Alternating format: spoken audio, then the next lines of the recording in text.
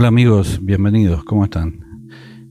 Bueno, hoy voy a leer un poco un escrito de Carlitos, el capítulo anterior al capítulo donde Don Juan le dice a Castañeda que bueno, que este planeta era un comedero, que nosotros éramos alimento para seres que se encontraban en otras capas dimensionales. Todavía no se lo decía, porque de alguna manera estaba evaluando Don Juan decirle esta información. Esta es una información muy difícil, muy pesada, imagínense, en esos años encima, decirle semejante barbaridad. Esta es la única fuente de información donde se hablaba de esto. Muchos lo critican a Castañeda, que dicen que era esto, que era el otro, que era falso, que todo. Pero, muchachos, no castiguen al que trae la información. Analicemos la información, no al mensajero. No miremos la vida privada del mensajero. Analicemos la información esta. Si alguien encuentra esta información en algún otro lado, que diga a ver a dónde está, porque esta es la única fuente donde directamente te dicen el humano es comida. Estos tipos era la única fuente donde decían esos. Entonces Don Juan lo preparó a Carlito y que le hacía probar el humito, el honguito y todo eso, porque de alguna manera Don Juan le quería mostrar a Castañeda, a Carlos, de que la realidad estaba construida, que había distintas capas, que había otras realidades, unas realidades aparte de esta realidad física. Entonces lo mete en ese mundo, le hace probar, le hace pasar algunas situaciones complicadas. Bueno, lo mete en este mundo de la brujería y de todo esto, y en esta demostración de decirle, mirá, Carlito, esta realidad es la que vos conocés, pero hay otras. Entonces, en este capítulo previo, ya Carlos tiene que volver a su ciudad, pero ya tiene todo este conocimiento, entonces tiene que volver al mundo cotidiano. Y volver al mundo cotidiano se complica cuando uno ve toda esta información. Entonces, ¿qué dices? Carlitos dice, por primera vez en mi vida me encontré ante el dilema de cómo comportarme en el mundo. Claro, se le habían dado vuelta todos los parámetros y es lo que que les pasó a ustedes o a nosotros cuando uno entiende esta información. Dice, ¿y qué está bien, qué está mal? Uno pierde, digamos, la brújula de cómo tienen que ser las cosas, porque uno venía programado con todo un puñado de parámetros internos, de repente se encuentra esta información y dice, ¿y ahora para dónde voy? El mundo que me rodeaba no había cambiado, dice. Claro, él había cambiado, vos cambiás, pero el entorno sigue siendo el mismo. Decididamente había una falla dentro de mí. Fíjense cómo lo define el tipo. Hay una falla dentro mío, dice. Qué loco. Claro, porque los demás te ven como que vos estás fallado, como que sos una falla. Pero en realidad los demás no ven la falla global. La influencia de Don Juan y todas las actividades que procedían de las prácticas en las que me había involucrado tan profundamente me estaban afectando y me hacían incapaz de tener trato con mis congéneres. Examiné mi problema y llegué a la conclusión de que mi falla consistía en que compulsivamente comparaba a todos con Don Juan. En mi estimación, Don Juan era un ser que vivía su vida profesionalmente en todos los aspectos, es decir, que cada uno de sus actos, no importaba cuán insignificante fuera, tenía sentido. O sea, a Don Juan le daba sentido hasta lo más elemental que hacía. Por eso nosotros decimos, enfócate en todo lo que haces, hasta lo más simple, lo más elemental, porque es una manera de llevarle foco a eso que estás haciendo. Y es una manera de que en ese enfoque uno, como ser, se está expresando, se está enfocando y no está divagando. Carlitos dice, yo estaba rodeado de gente que se creía inmortal, que se contradecía a cada paso. Eran seres con los que no podía uno contar. Era un juego injusto. Las cartas jugaban en contra de la gente que yo conocía. Estaba acostumbrado al comportamiento inalterable de Don Juan, a su falta total de importancia personal y al insondable ámbito de su intelecto. Muy poca gente de la que yo conocía era consciente de que existía otro modo de comportamiento que fomentaba estas cualidades. La mayoría solo conocía el modo de comportamiento del autorreflejo, que deja al hombre débil y torcido.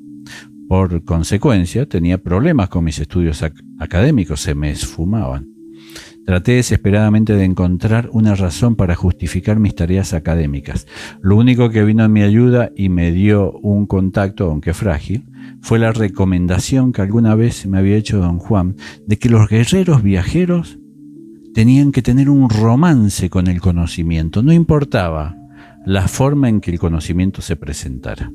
Había definido el concepto de guerrero viajero, diciendo que se refería a chamanes, quienes por ser guerreros, viajaban en el oscuro mar de la conciencia.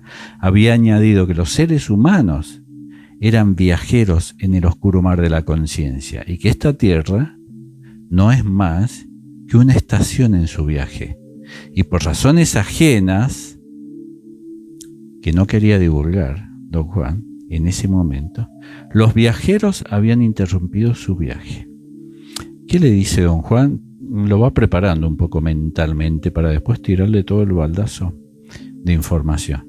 Le dice que los humanos son guerreros viajeros, que viajan por el oscuro mar de la conciencia, oscuro en el sentido desconocido, esa curiosidad del humano de viajar, y va parando en estaciones, en distintas estaciones, y que la Tierra era una estación más, pero por motivos que todavía no le quería revelar, el humano estaba como patinando en esta estación. Algo había en esta estación. Dijo que los seres humanos estaban dentro de una especie de remolino, una contracorriente que les daba la impresión de moverse cuando en esencia estaban fijos. O sea, una estación que genera una ilusión de movimiento, pero te tienen quieto, te tienen amarrado. Mantenía que los chamanes eran los únicos que se oponían a esta fuerza, fuera la que fuera, que mantenía presos a los seres humanos, y que los chamanes, por medio de su disciplina, se liberaron de las garras de esta fuerza y continuaron su viaje de la conciencia. Entonces fíjense lo que dice: se liberaron de las garras de dos uñas largas de los reptiles y continúan su viaje por la conciencia. Lo que precipitó la caótica alteración final de mi vida académica fue la falta de capacidad de enfocar mi interés en temas y asuntos antropológicos que no me interesaban un pepino. La antropología se fue al carajo. Como pasó con muchos de nosotros, que teníamos grandes temas, cosas muy importantes en esta vida, en este mundo, y de un día para el otro se empieza a resquebrajar y a caer a pedazos. La discusión, dice, me dijo don Juan que no importaba si los temas antropológicos que me proponían eran maniobras de palabras o conceptos, lo que importaba era el ejercicio de la disciplina. No importa, me dijo una vez, qué tan buenos lectores seas o cuántos libros maravillosos puedas leer. Lo importante es que tengas la disciplina de leer lo que no quieres leer. Disciplina de leer o de ver lo que no querés ver. Lo que no querés ver. El kit del ejercicio de los chamanes es asistir a la escuela, a estudiar lo que rechazas, no lo que aceptas. Claro, enfocarte en eso, que mucha gente no se quiere enfocar porque sabe que allá hay algo turbio, algo sucio. ¿Qué hizo Carlitos en esta crisis mental, no?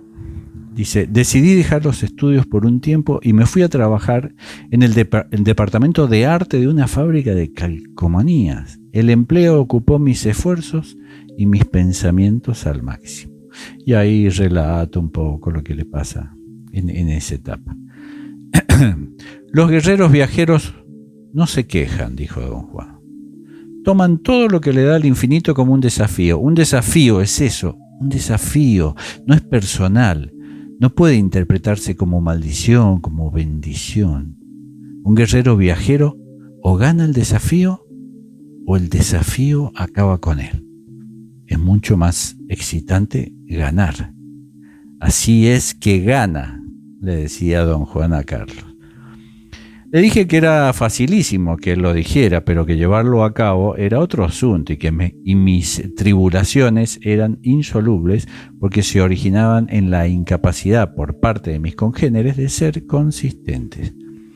Lo que te rodea no tiene la culpa, le dijo don Juan. Lo que te rodea no tiene la culpa. Están en su nivel de conciencia. No tienen otra salida. La culpa es tuya porque puedes contenerte, pero insistes en juzgarlo desde un profundo nivel de silencio. Cualquier idiota puede juzgar, y si lo juzgas, solo puedes recibir lo peor de ello, le decía don Juan. Todos nosotros, como seres humanos, estamos presos, y no es esa prisión la que nos hace... Y es esa prisión, acá se lo viene preparando un poco mentalmente a Castañeda, ¿no? Le dice, todos los seres humanos estamos presos. Y es esa prisión que nos hace comportarnos de una mísera manera. Tu desafío es aceptar a la gente como es. Tu desafío es aceptar a la gente como es. Déjalos en paz. No lo digo yo. Está acá, hace mucho. Si no eres consciente de que quieres juzgarlos, continúo, estás en peor estado de lo que me imaginaba. Esa es la falla del guerrero viajero cuando empieza a emprender su viaje. Escúchate esta. Esa es la falla del guerrero viajero cuando empieza a emprender su viaje. Se pone arrogante y fuera de quicio. Cuidado con eso. Dice, regresé a la universidad, tuvo que volver. O sea, se buscó otro trabajo para alejarse de lo académico, pero dice, bueno, tuve que volver a la universidad. Regresé a la universidad. No te des por vencido todavía, le decía don Juan. Mi interés en quedarme en el mundo académico declinó más y más. Empecé a vivir en piloto automático, me sentía pesado, deprimido. Sin embargo, eso no afectaba a mi mente. No hacía cálculos, no tenía metas, expectativas de ninguna índole. Mis pensamientos no eran obsesivos, pero sí mis sentimientos. Traté de conceptualizar la dicotomía entre la mente quieta y los sentimientos alborotados. Fue que con ese ánimo de vacío mental y sentimientos abrumados, salí un día del Haines Hall, donde se encontraba el departamento de antropología, camino a la cafetería a almorzar, y de pronto me acosó algo que sacudió todo mi cuerpo. Pensé que me iba a desmayar y me senté en unos escalones de ladrillo. Delante de mí vi unas manchas amarillas. Tenía la sensación de que estaban girando. De seguro voy a enfermarme el estómago, pensaba. Se me borró la vista hasta que no pude ver nada. Mi incomodidad física fue tan intensa que no daba lugar a ningún pensamiento. Solo sentía sensaciones de terror y ansiedad mezcladas con alegría y un sentimiento que estaba al borde de un suceso gigantesco. Eran sensaciones sin contrapuntos de pensamiento. En un momento dado no supe si estaba de pie o estaba sentado. Estaba rodeado de una negrura impenetrable que se pudiera imaginar, y entonces vi energía tal como fluye en el universo. Vi una sucesión de esferas luminosas que caminaban hacia mí o que se alejaban de mí. Acá Carlitos toma contacto con la energía, con el universo, con el infinito. Supe, sin alguna duda, que había percibido la energía tal como fluye en el universo. Me sentía frágil, vulnerable. Busqué esconderme en alguna parte. Era exactamente como uno de esos sueños que todos tenemos en un momento u otro en que nos encontramos desnudos y no sabemos qué hacer. ¿Viste? A veces que uno sueña y está desnudo. En el sueño uno dice, ¿qué carajo hago desnudo acá? ¿Cómo llegué hasta acá? Entonces Carlitos en este evento se cruza de plano o empieza a percibir otro plano y se pone en contacto con la energía.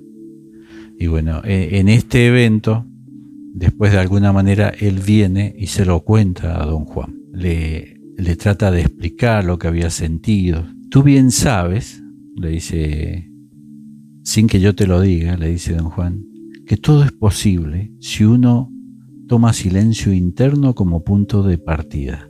Esta vez tu terror, tu vulnerabilidad hicieron posible que terminaras en la cama, que en verdad no está muy lejos de la universidad.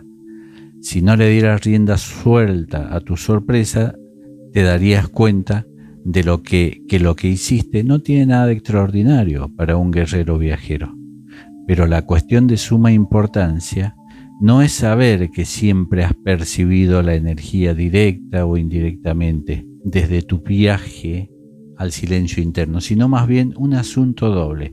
Primero experimentaste algo que los chamanes antiguos del México llamaban la vista clara, o perder la forma humana. Al momento, cuando la mezquindad humana se desvanece como si hubiera sido una nube o bruma sobre nosotros que lentamente aclara y dispersa, pero bajo ninguna circunstancia creas que esto es un hecho ya cumplido.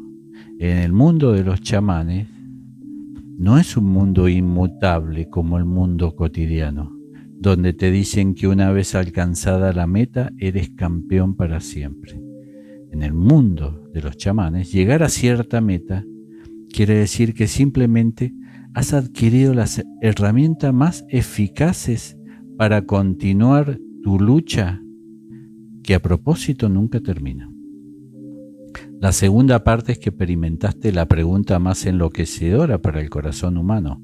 Lo expresaste tú mismo cuando te preguntaste, ¿cómo es posible que no supiera que había percibido la energía directamente toda mi vida, que me había prevenido tener acceso a esta faceta de mi ser?